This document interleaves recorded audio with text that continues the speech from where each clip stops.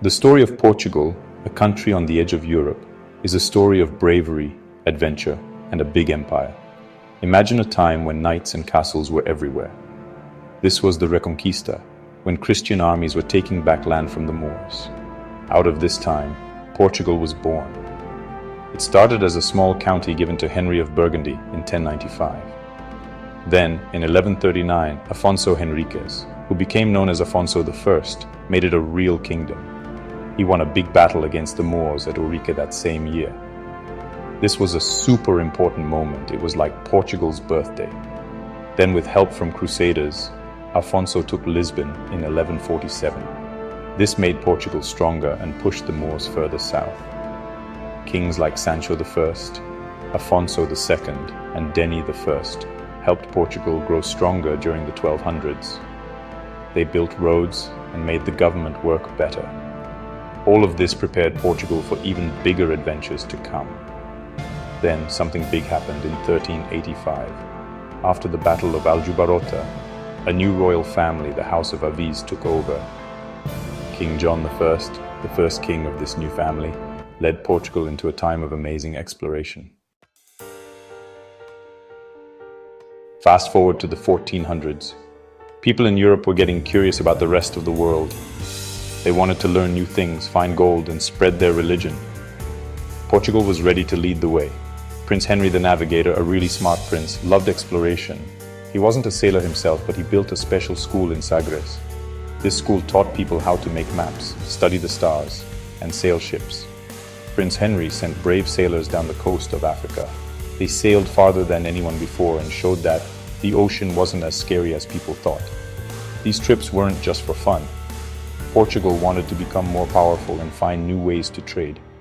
Finding the islands of Madeira and the Azores in the early 1400s was a big win. These islands were like stepping stones in the Atlantic. Then in 1434, Gil Eanes sailed past Cape Boyador in Africa. People used to think it was impossible to sail past this point.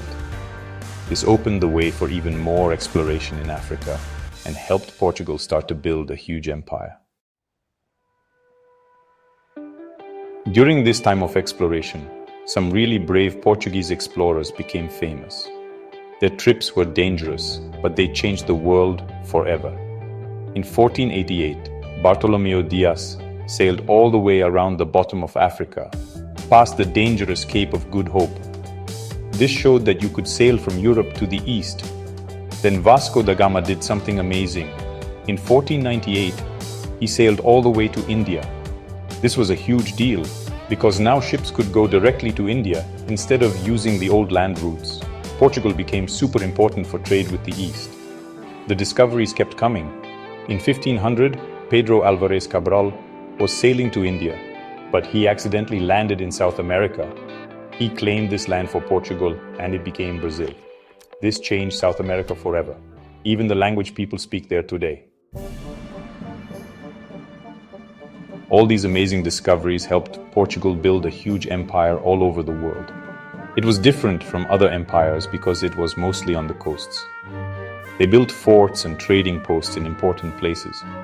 Portugal wanted to control all the important trade routes to get spices, gold, and other valuable things. They built forts along the coasts of Africa, India, and Southeast Asia. Their powerful navy helped them control the oceans. Afonso de Albuquerque, an important leader in India, helped Portugal take over Goa in 1510. This gave Portugal a strong base in India and made them even more powerful. But even though Portugal's empire was big and strong, it had problems. People in the colonies fought back.